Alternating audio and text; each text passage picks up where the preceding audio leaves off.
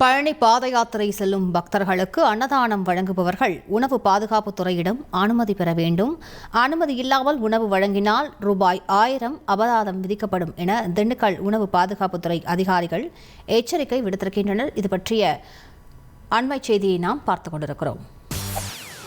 செய்திகளை உடனுக்குடன் தெரிந்து கொள்ள உடனே சப்ஸ்கிரைப் பண்ணுங்க.